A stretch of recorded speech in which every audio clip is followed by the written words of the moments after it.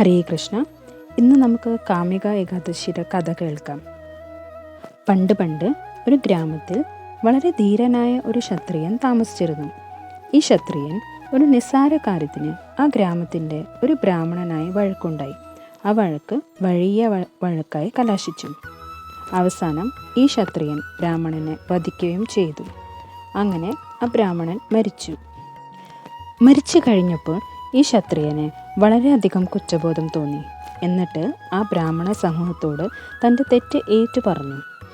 ആ ക്ഷത്രിയൻ ബ്രാഹ്മണ സമൂഹത്തോട് അപേക്ഷിച്ചു, ഞാൻ എൻ്റെ സ്വന്തം കൈകൊണ്ട് അദ്ദേഹത്തിൻ്റെ അന്ത്യകർമ്മങ്ങൾ ചെയ്യട്ടെ എന്ന്.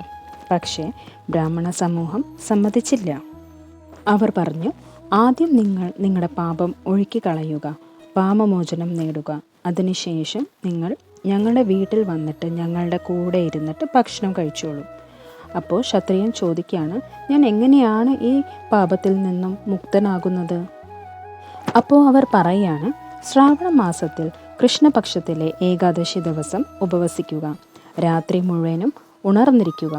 എന്നിട്ട് ഭഗവാനെ പ്രാർത്ഥിച്ചുകൊണ്ട് ഏകാദശി ഭഗവാനെ സമർപ്പിച്ച് തൻ്റെ പാപങ്ങൾ പൊറുക്കണമേ എന്ന് ഭഗവാനോട് ക്ഷമയാചിക്കുക. അങ്ങനെ ചെയ്താൽ നിങ്ങളുടെ പാപങ്ങൾ പൊറുക്കും. അതനുസരിച്ചിട്ട് ഈ ക്ഷത്രിയൻ ശ്രാവണ മാസത്തിലെ കൃഷ്ണപക്ഷത്തിലെ ഈ കാമിക ഏകാദശി വ്രതം ഭക്തിയോടുകൂടി അനുഷ്ഠിച്ചു. രാത്രി ഉറങ്ങാതെ നാമം ജപിച്ചു എന്നാണ് പറയുന്നത്. അന്ന് രാത്രി അദ്ദേഹത്തിൻ്റെ സ്വപ്നത്തിൽ വൈകുണ്ഠപതിയായ ശ്രീഹരി ശ്രീധര രൂപത്തിൽ പ്രത്യക്ഷപ്പെട്ടു എന്നാണ് പറയുന്നത്. എന്നിട്ട് പറയാണ്, നിന്റെ പാപങ്ങൾ മുഴുവനായി നശിച്ചിരിക്കുന്നു. പിറ്റേന്ന് പാരണയൊക്കെ വേടി ഇദ്ദേഹം ആ ബ്രാഹ്മണ സമൂഹത്തേക്ക് ചെന്നു. ബ്രാഹ്മണ സമൂഹം അത് അംഗീകരിച്ചു. ക്ഷത്രിയനെ പാപമുക്തനായി അംഗീകരിച്ചു.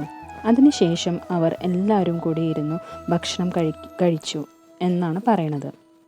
ഏകാദശി ദിവസം ഈ വ്രതകഥ കേൾക്കുകയും ഈ വ്രതകഥ പറയുകയും ഇങ്ങനെ ചെയ്താൽ മാത്രമേ ഏകാദശി പൂർണ്ണമാവുകയുള്ളൂ എന്നാണ് പറയുന്നത്.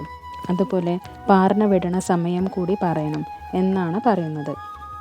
അപ്പോൾ പാരണ വിടേണ്ട സമയം 2025 ജൂലൈ 22 രാവിലെ 6:12 മുതൽ 7:05 വരെയാണ്. ഭഗവാനെ ശ്രീധര, എൻ്റെ പാപങ്ങൾ ആ ക്ഷത്രിയൻ്റെ പാപങ്ങൾ പൊറുത്തതുപോലെ എൻ്റെ പാപങ്ങളും പൊറുക്കണമേ എന്ന് ശ്രീഹരിയോട് പറയണമെന്ന്. അങ്ങനെ പ്രാർത്ഥിച്ചാൽ ഏറ്റവും പുണ്യകരമായ രീതിയിൽ സർവേശ്വരൻ നമ്മളെ അനുഗ്രഹിക്കും എന്നാണ് വിശ്വാസം. ഓം ശ്രീധരായ നമ എന്ന് എത്ര തവണ ജപിക്കാൻ പറ്റിയാൽ അത്രയും തവണ ജപിക്കുക. അത് വളരെ പുണ്യമാണ്.